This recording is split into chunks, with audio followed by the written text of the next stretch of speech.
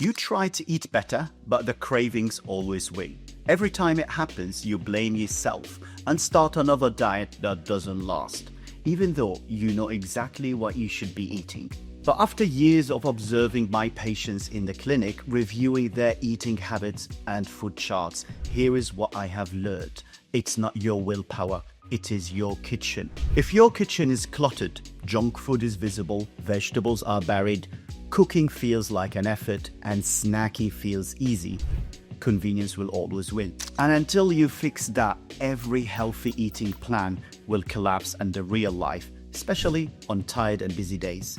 I am Dr. Almerie, weight loss surgeon. In this video, I will show you a simple 4-step approach to redesign your kitchen so better food choices become automatic and healthy eating stops being a cycle you keep restarting and becomes something that finally holds. Miss these steps and the cycle of re-dieting quietly stays alive. Let's dive in.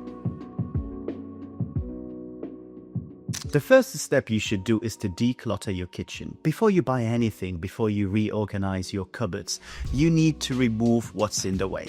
Because clutter creates friction, and the friction kills the good habits.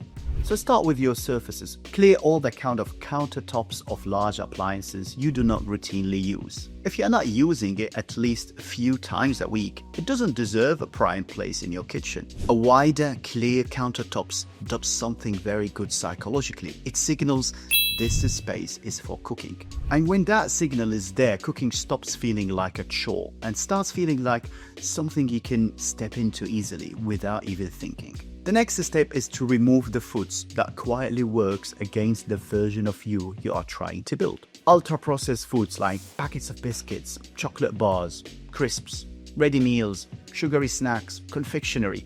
These kinds of foods are designed to bypass effort and keep you coming back for them. This is not about moral judgment, it's about access. Because when these foods are visible and easy to reach, they will keep sending constant messages to you, especially when you are tired, stressed, or low in energy. This is how weeks could go quietly off track, even when you are trying hard. But if these foods are not there, you don't need to fight them. You are no longer kind of relying on your willpower. Technically, what you're doing is that you're clearing the kitchen of all the wrong signals and changing the rules of the environment. This is exactly how you break the convenience cycle at its source and put your environment on your side. So healthy eating becomes the easy default choice every day, and the daily fights to stay on track become something of the past. Once you have removed friction, the next step is just as important. You need to make cooking feel good, and this is where many people get stuck. They buy the right food, they plan to cook, but when the moment comes, the kitchen feels uninspiring. When cooking feels slow, awkward, or unpleasant, your brain keeps avoiding it, even if you have cleared the clutter and removed the snacks. So instead of forcing discipline, change the experience. You don't need a fancy kitchen. You need the right tools that remove friction and make cooking feel good and smooth. Because if cooking keeps feeling like effort, it quietly sends you back to the old habits, and then another diet restart. Start with the essential tools. The single most important upgrade is a good chef's knife and a knife sharpener. Cutting with a sharp knife feels controlled and satisfying. That kind of sensory feedback matters because your brain will learn, that feels good, I can do this again. Then get yourself a large chopping board, big enough that prep doesn't feel cramped, so it needs to be quite good size for you to prepare your meals. Other good things that you may add to improve the experience, maybe a small paring knife, a peeler, a boxer grater, mixing bowls, reliable pots and pans, and a simple roasting tray. These are not luxuries. They remove the tiny frustration that quietly make cooking feel harder than it needs to be. One optional extra is a kitchen scale. Not to be obsessed over numbers, but to learn how to size portions. Now, there is one upgrade most people underestimate.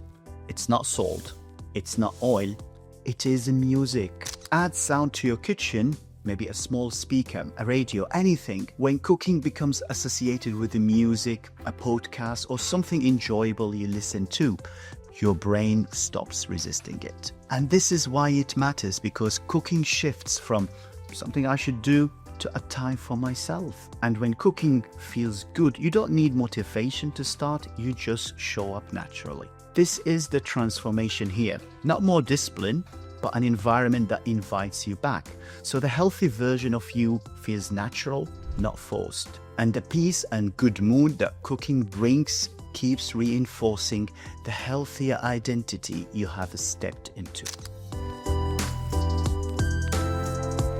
The next step matters more than most people realize. It's about fixing the portion illusion created by modern plate sizes. When plates got bigger, portions quietly grew with them without anybody noticing, and that matters. Because your brain uses what it sees on the plate to decide whether you have eaten enough. When the plate is large, the portion looks too small, so the brain keeps signaling, eat more, even when your body is already close to satisfied. That is how you can finish a meal feeling comfortable at the table, yet still quietly overshoot what your body actually needs. Do that day after day and the weight loss will stall or slowly reverse, even when nothing feels excessive. In this section, we are going to correct that by returning to plate sizes that actually match human needs. Let me explain this to you. For decades, the standard dinner plate was around 8.5 inches. That's the plate size most of us grew up eating. The shift to 12-inch plates did not happen for health. It happened for mainly presentation reasons. These bigger plates looked better for presenting food, and that's why restaurants started adopting them initially, and then our homes followed, unfortunately. Because this change came with cost. When food sits on a large plate, your brain reads it as not very much food, so you add more. And once it's on the plate, most people would eat it. Not because they are greedy, not because they lack control, but because the plate is telling the brain, this amount is normal. This matters, especially if you tend to finish what's in front of you, even when you are no longer hungry. A standard 12-inch plate can comfortably hold nearly about 1900 calories. You can overeat every single day without ever feeling like you've made a bad choice. This is the trap, and the solution is very simple.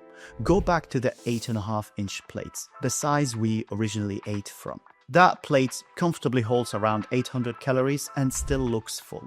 Nothing feels restricted, nothing feels missing.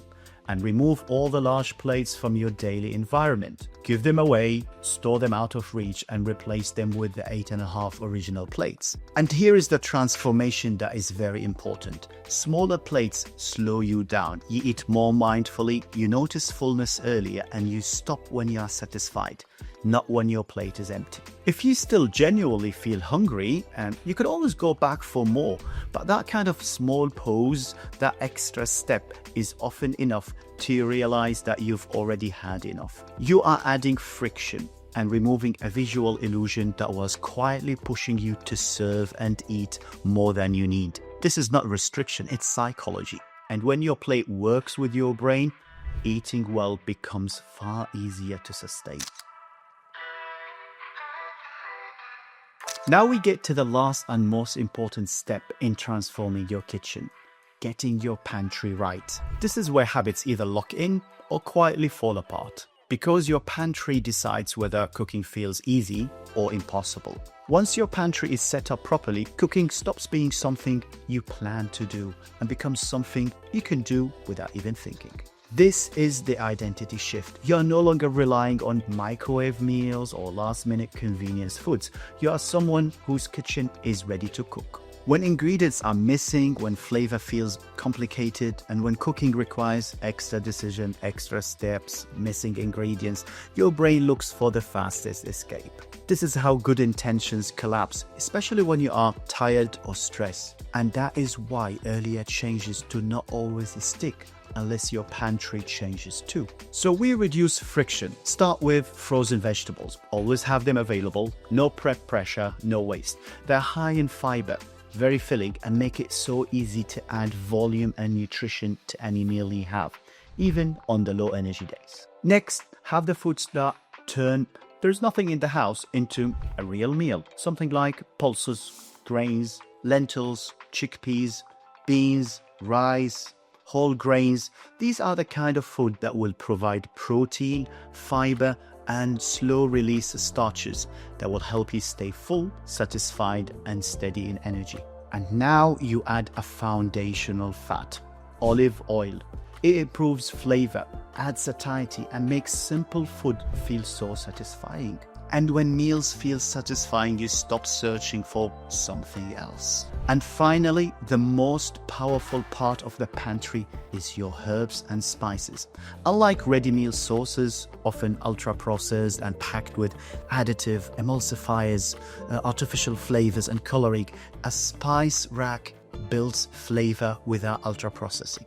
Herbs and spices add aroma, comfort, and depth, and many contain beneficial phytonutrients. At a minimum, stock salt, black pepper, cumin, paprika, chili flakes, coriander, and maybe cinnamon. With just these, you can cook simple whole foods that feel so complete and satisfying, and they have such nice flavors. And here's the transformation. When your pantry is ready, cooking will feel very welcoming. The decision will feel very easy, and the meals will feel very flexible, and eating well stops kind of requiring all the efforts. You're no longer asking, what can I eat quickly? You're asking, what can I make easily? That is exactly how habits stick, not through willpower, but through proper preparation. If there is one thing to take away from this video, it is this. If your kitchen stays the same, the cycle will return. Most people don't struggle with eating well because they don't care. They struggle because their kitchen keeps pulling them back to old habits. When your kitchen works with you, eating well stops being a daily fight. It becomes calm, repeatable, and sustainable. If this way of thinking makes sense to you, subscribe so you do not miss future videos. And if you want a simple place to start, I recommend that you watch the video I have made on how to change your shopping basket, because what you buy decides what ends up in your kitchen. You will find it linked here or maybe here, I'm not sure. It will be linked somewhere around there. Thanks for watching. I'll see you in the next video.